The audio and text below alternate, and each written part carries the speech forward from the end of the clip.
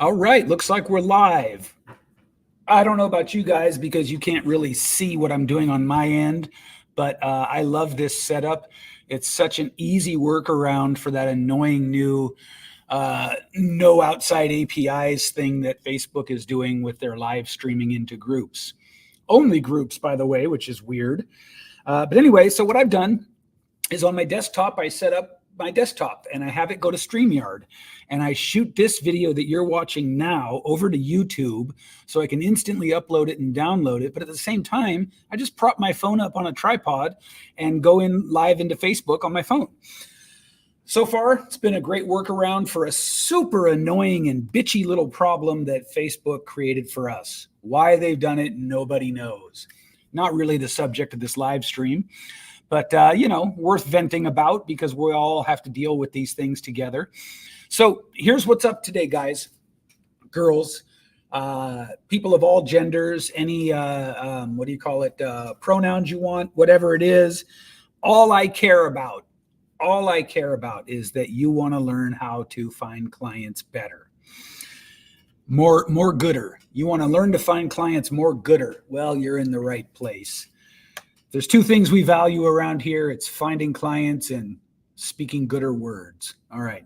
With that, we're going to talk about how to choose a niche. And like everything else in the world of marketing, the truth is a little simpler when you get right down to it than people would have you believe. And simple doesn't mean easy. Sorry, simple doesn't always mean easy. In fact, most of the time it doesn't mean easy. And so don't conflate those two things. Simple means you're not going to have to carve a statue out of marble using, sculpting tools. You're not going to have to split an atom. You're not going to have to figure out how to make robots sentient, right? This is not complicated stuff. What it is, though, is stuff that A, you don't already know. B, you have literally been promised by, I can't even guess how many marketing messages since you became a coach or an expert or a service provider, decided to hang your shingle and go into business. You've been basically deliberately led to believe that some of these things are far more confusing than they are. And that's because a lot of the people that teach this stuff come from a place of scarcity. Here's what I know to be a fact. I'm going to tell you everything you need right now to identify a profitable niche that you'll enjoy residing in. But here's the thing. Most of you won't act on this. Even if you need a niche desperately, even if you find that your marketing messages are just like throwing paper into the void. I don't know what that means. I just made it up. But you get my point, I think. Like, if you just aren't connecting with people with your marketing, with your content, it's partly because you haven't figured out how to have a clear voice yet. But actually, interestingly, the clear voice thing comes from niche too, right? Because if you knew what you were showing up every day to talk about, it'd be so much less confusing. So the niche here, let's start with the things you've probably heard, absorbed, been told, or otherwise kind of picked up along the way that aren't true. Here's the big one. You absolutely cannot just decide to be a coach on any damn thing you want. You can't do that. And I know that there's a mythology that exists in the coaching, marketing, social media expert space that says or suggests, implies is even a better word, that you can really basically coach on anything. You've heard all of this stuff like, your mess becomes your message. Well, yes and no, right? You can teach people who are where you were a couple of years ago. Yes and no. Because of the world of coaching exploding like it is, there are people clamoring for every kind of coach. Absolutely not on that one. So no matter what marketers and experts are trying to sell you, the fact remains that the market behaves like the market behaves. And you have to accept this. You've got to lock in with this, or you can just continue to, work part-time at Starbucks while you call yourself a life coach. Whatever, it's up to you. But for those who want to serve clients, make money doing it, and live what actually is a very fulfilling life, getting directly paid to directly help people, you need to listen up, because the market will not support anybody who wants to be any kind of coach anytime, anywhere, for any reason. My favorite examples were, I had someone tell me they were a happiness coach. This person had not gotten any clients after trying for 2 years. And I think that's because it's just too esoteric and vague. What the hell's a happiness coach? The other one was a lady who told me that she taught trauma awareness from an embodied perspective to middle schoolers and high schoolers. And I said, okay, great. What does that mean? And she could not tell me what it meant. She just kept saying embodied and trauma informed. Like, great. Do you have an outcome? Oh, you don't? Do you have a process? You don't? You see what I'm saying? And so it's not that every niche, stitch, bitch, rich, whatever, they aren't all viable. Okay. So let's talk about what is viable. I'm going to draw heavily from the Ikigai principles, the Japanese principle of finding your life's work. And there are really 4 things that you need to know in order to find your life's work. You have to identify what you're good at. You have to identify what you enjoy doing, because in many cases, there will be things that you're really good at that you don't like doing. I'll give you an example from my own life. I was trained as an artist, a visual artist, an illustrator, really, for many, many years, both informally and formally, only to discover at a certain point that I really didn't like drawing all that much. Like, I was pretty good at it. I'm still got a decent hand, but the process was always hard for me. It was always like, it was so insular and lonely, and like my whole world is just me and the paper and the pen. And I would put all this pressure on myself that I had to create at the level of my idols when I was just starting. And so the point here is not whether or not that could have changed. The point is, I was good at it, but I didn't enjoy it. Okay. So what are you good at? What do you enjoy doing? What do people want from you? And what will people pay you for? So let's talk a little bit about that one and see if we can draw a little bit of a clarifying division line between what people want from you and what they'll pay you for. A lot of people go into coaching because they say, well, I was always the friend that everybody came to for advice. And then they'll go through a coaching program, right? Like a life coaching certification program in particular. And those certification programs kill me, because they encourage you to believe that you can coach anyone on anything at any time, completely ignoring the utterly well-established principles of marketing, which is you have to have an audience, a target audience, right? Otherwise, it's impossible to speak, because you can't speak to everyone. Because the person that's interested in, I don't know, let's get really controversial here. The person that's interested in like a great big truck and rifles and Trump and making America great again is not going to respond to the same messaging as the person who's into social inclusiveness and like LGBTQ rights and I don't know what else, like whatever else. You get the point, right?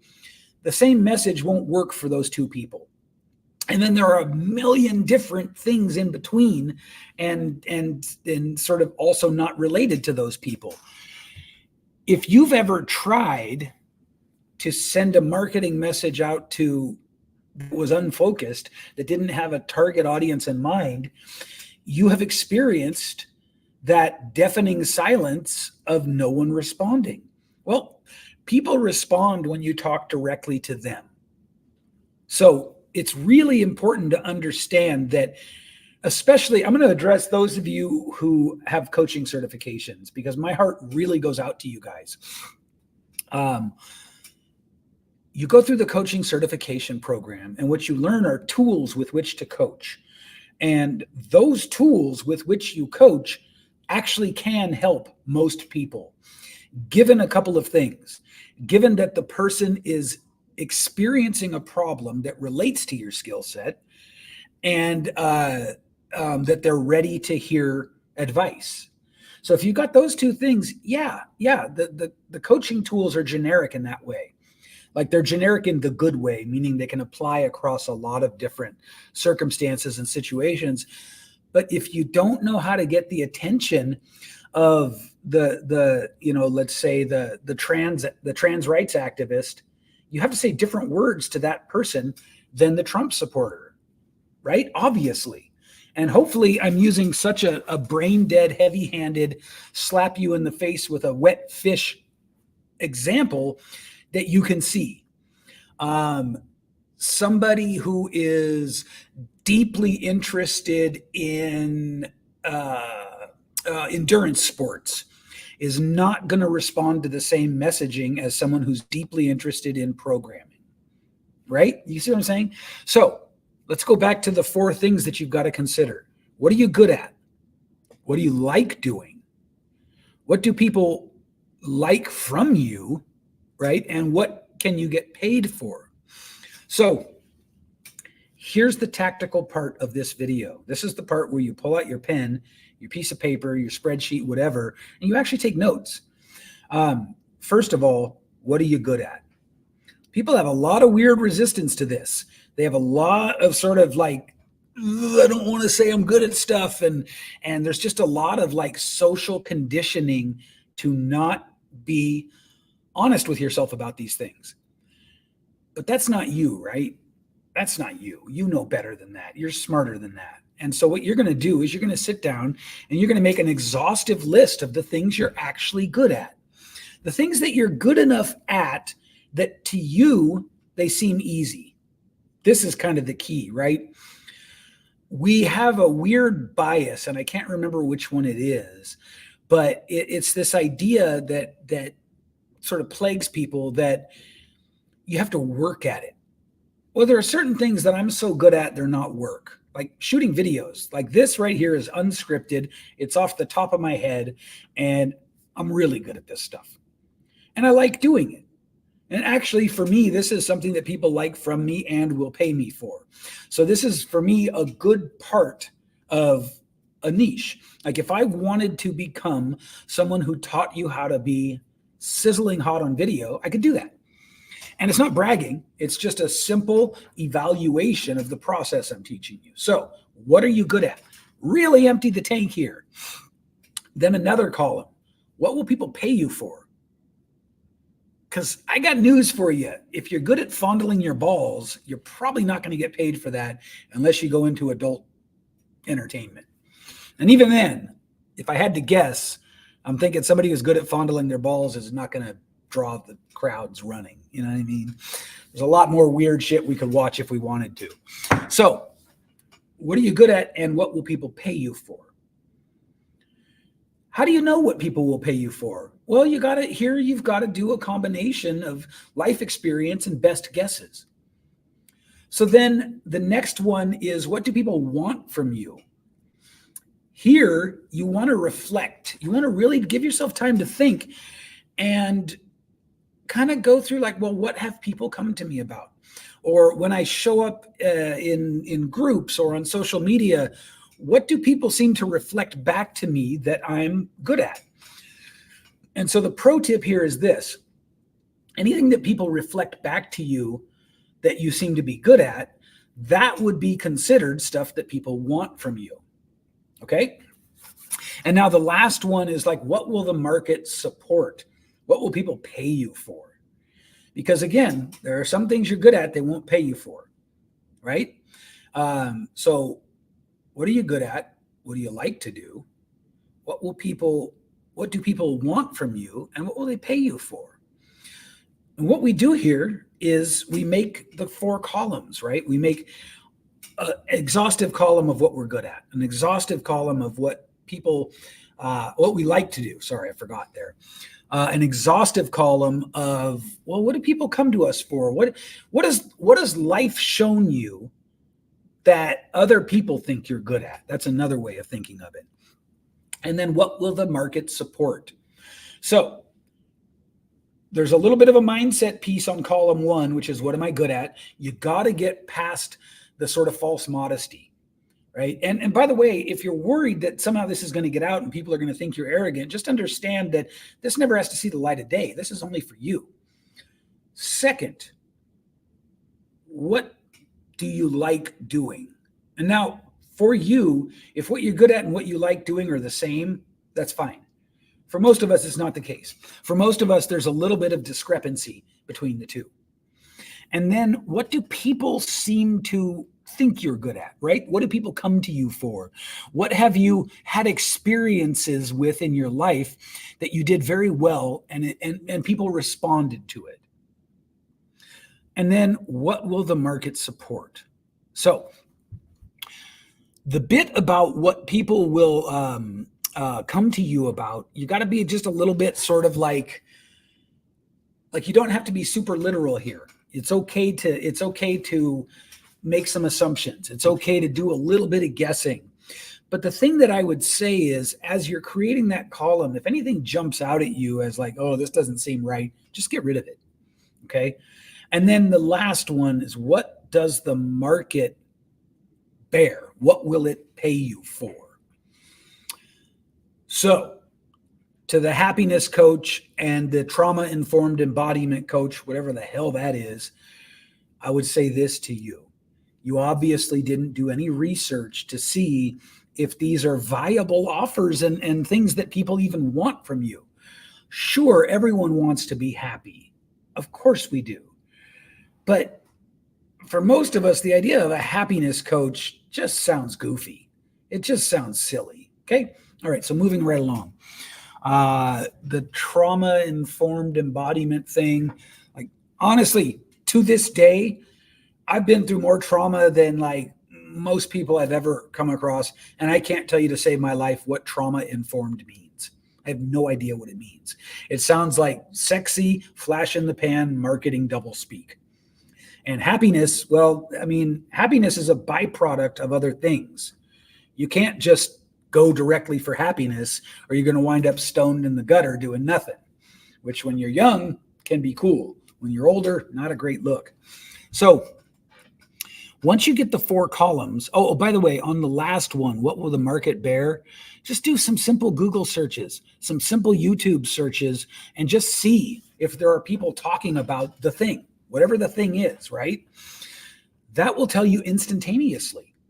If you can find, let's say YouTube, and let's say your niche is custom-made unicorn horns for horses. I'm being as absurd as I can here.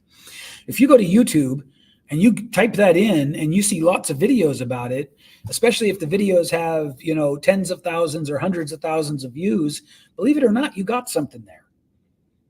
So let's say you custom paint tennis shoes, which is something I actually did as a teenager for about 6 months.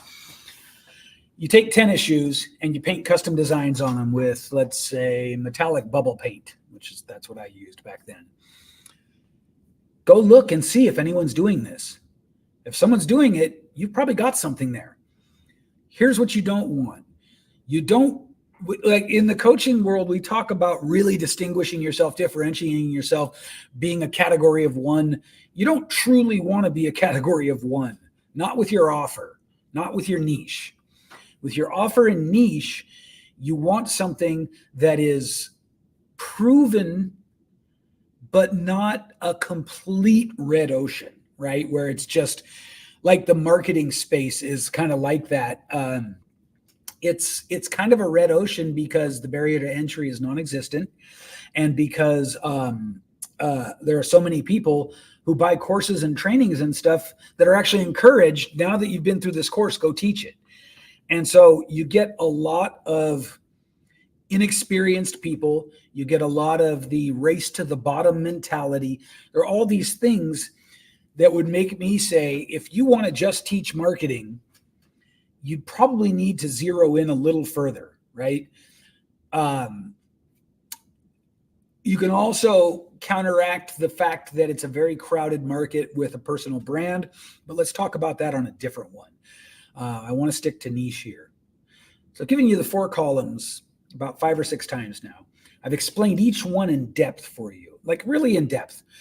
And now what's going to happen is, if you do the things I've suggested, you're going to come up with just a few things that go all the way across the 4 columns. What am I good at? What do I like to do? What do people like it when I do? And what will the market support? And at that point, you're done. Any of the things that answer those 4 questions can be a niche for you. That's it. That's all you have to do. If you're a life coach, and I told you I'd be really, or a certified, you've got a coaching certification, because I told you that's who I'd talk to, mostly on this video. It's going to be more like you've got your tools, you've got your training, and obviously life coaching is a viable market because it's a huge market, right? It is kind of a red ocean, but that's sort of where the niche comes in. You need to figure out, if you're going to life coach stay-at-home mothers who are maybe aging out of having kids, and I'm just making this up off the top of my head here, or are you gonna coach C-suite executives who are going through a gender transition, since we've been doing the whole polarity between the ultra right and the ultra left in this video. Those messages are going to be very different, right? The stay-at-home mom who's getting too old to have kids, which I don't know if that's even a real market, but or the C-suite executive who's going on a gender transition journey, super different messaging. Wouldn't you agree? So that's actually a really good way to prove the point, to illustrate the point that, like, it's got to be clear, because once it's clear, you can then start to formulate messaging that speaks to that group of people. And you can take this or leave it, because I know, by the way, I've worked with and talked to and researched a lot of people who've been through coaching certifications. And I know that you guys cling to this idea that you can coach anyone. Let me know how that's working for you without clear targeted messaging. My guess is you haven't even made back the investment for your training program yet, because you haven't figured out how to talk to one specific group about one specific problem they have that you can help with. Now, of course, there will be outliers, and I bet I've got 1 or 2 in the group that are going to want to chime in on this. But in general, you need to dial in, what is it that you help?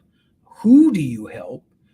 Are you skilled enough to help? And do you enjoy helping? Then you will have your niche.